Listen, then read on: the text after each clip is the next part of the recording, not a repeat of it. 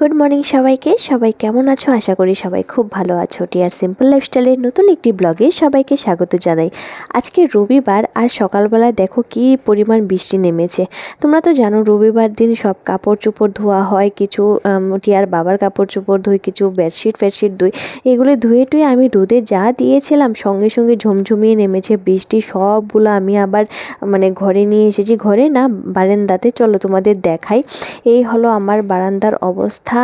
আগের দিনেরও কিছু কাপড় আছে আর আজকে তো সবগুলা ভিজা। তো আমি কি করেছি, ওয়াশিং মেশিনের ড্রাই মেশিনে দিয়ে সবগুলা জল ঝরিয়েছি, তারপরে এগুলি মেলে দিয়েছি। আরও অনেক কাপড় আছে, দেখাচ্ছি তোমাদের। দেখো এই অবস্থা।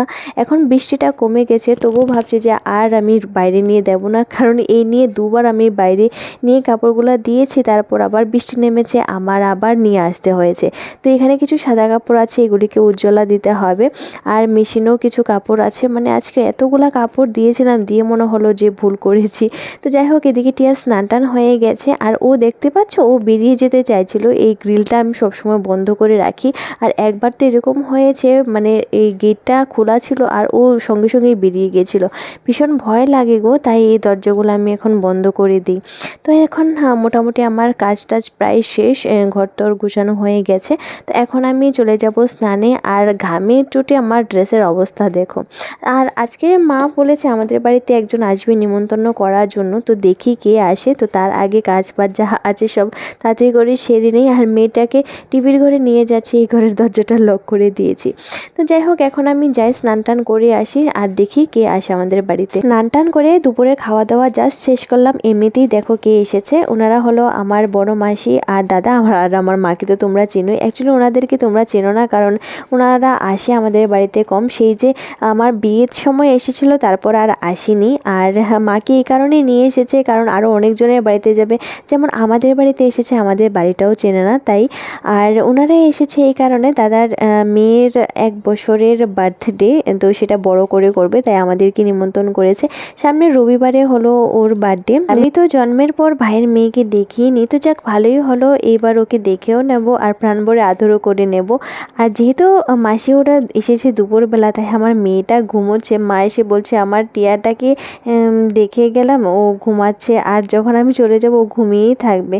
তো যাই হোক, ওরা চলে গেছে, মা আর মাসি ওরা, কারণ ওদের আরও নিমন্ত্রণ আছে। তারপর টিয়ার বাবা আর টিয়া ঘুমিয়ে গেছে, আর আমি এই ফাঁকে চলে গেছিলাম মুখ ধুয়ে রেডি হওয়ার জন্য, কারণ আজকে যাব আমরা মুভি দেখতে। অ্যাকচুয়ালি টিয়ার বাবা অনেকদিন ধরেই বলছিল যে চলো না মুভি দেখে আসি, তো কোনো একটা ভালো মুভি আসছিল না, তাই আর যাচ্ছিলাম না। তো এই কালকি মুভিটা শুনে বেশ ভালো লেগেছে, ও বললো চলো গিয়ে দেখে আসি। তা আমি রেডি হয়ে গেছি, আর মেয়েটাকে নিয়ে যাব না, কারণ 3 ঘন্টা সিনেমা হলে মেয়েটা থাকবে না, তাই ওকে রেখেই যাচ্ছি।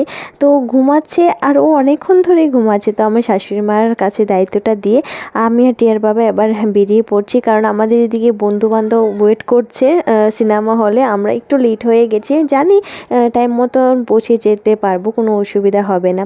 তো তোমরা কারা সিনেমা হলে সিনেমা দেখতে ভালোবাসো অবশ্যই কমেন্ট করে বলো। আমি অ্যাকচুয়ালি সব মুভি সিনেমা হলে দেখি না, যদি বেশি ভালো থাকে কোনো সিনেমা আমি সেটাই গিয়ে সিনেমা হলে দেখি। যেমন আবার আগস্টে যাব, কারণ আমি পুষ্পা দেখেছিলাম সিনেমা হলে, তো পুষ্পাটা বেশ ভালো লেগেছে। তো সেকেন্ড পার্টটাও আসছে আগস্টে, তো সেটাও দেখতে যাব। কেজিএফ এটা তো এখনও বেরোয়নি, এটা থার্ড পার্টটা আমি দেখি, রিলিজ হয়নি, তো যখন হবে তখন সেটাও আমি থিয়েটারে গিয়েই দেখবো। 5:10 শো, আর এখন প্রায় 5টা বাজতে চললো। আর আমাদের চোখের সামনে ML প্লাজা, তো আর বেশিক্ষণ টাইম নেই।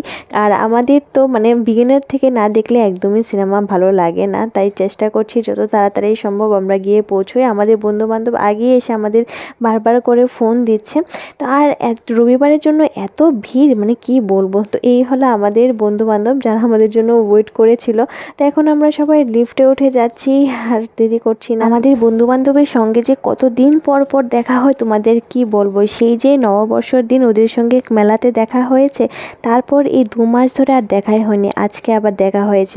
সবাই সবার সংসারে এতটাই ব্যস্ত, এখন আমরাই এই গল্পই করছিলাম যে কতদিন পরে এখন আমাদের দেখা হচ্ছে, যেই জায়গাতে আগে আমরা প্রত্যেক দিন দেখা করতাম, গল্প করতাম, আড্ডা মারতাম, আর সেই সময়টা কোথায় চলে গেছে। তো যাই হোক, এখন আমাদের মুভি টাইম।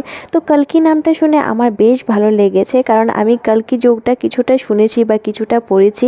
আমি এতটুকু জানি যে আমাদের যে যুগ এটা 4 ভাগে ভাগ করা হয়েছে। একটা হলো সত্যযুগ, একটা হলো ত্রেতা যুগ, আরেকটা হলো দ্বাপর যুগ, আর লাস্টে হলো কলিযুগ। মানে সত্যযুগে কোনো খারাপ ছিল না, সব ভালোই ছিল। তারপর যখন ত্রেতা যুগ এসেছে তখন একটু খারাপ শুরু হয়েছে। তারপর দ্বাপর যুগে আরেকটু খারাপ মানে হয়েছে, শুরু হয়েছে। আর কলিযুগে শুধু খারাপই খারাপ থাকে, সব কিছু মানে ভালোর আর কোনো কিছু থাকে না। যেই যুগে আমরা থাকছি, মানে কলিযুগে মানুষ এতটাই খারাপ হয়ে যায়, মানে তখন মানুষের মধ্যে আর মানে কোনো কিছু থাকে না, শুধু লোভ লালসা। তারপর মানে সব কিছুতেই মানুষ স্বার্থপর হয়ে যায়। আমি এতটুকু শুনেছি যে আমাদের কলিযুগটা শেষ হতে 4,86,000 বছর আরও বাকি আছে।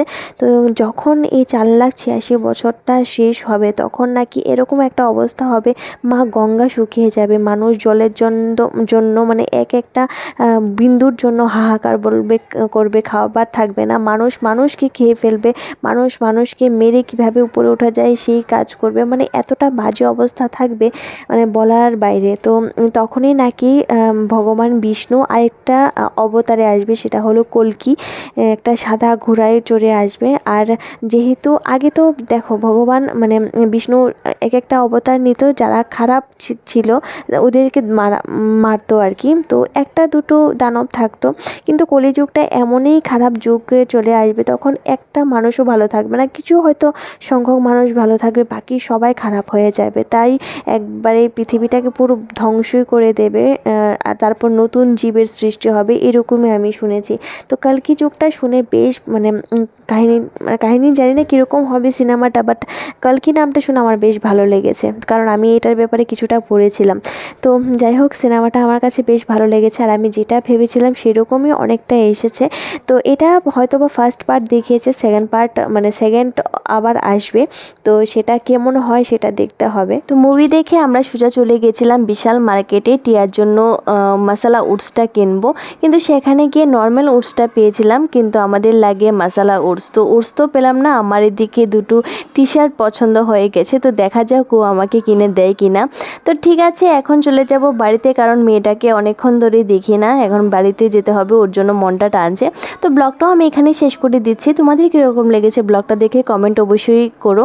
তো যদি ভালো লাগে একটা লাইক করে দিও, চ্যানেলটাকে সাবস্ক্রাইব করে দিও, আর যদি ফেসবুক পেজ থেকে দেখে থাকো ফলো করে দিও। তো নেক্সট একটা স্পেশাল ব্লগে তোমাদের সঙ্গে দেখা হচ্ছে, ততক্ষণের জন্য tata bye bye, good night.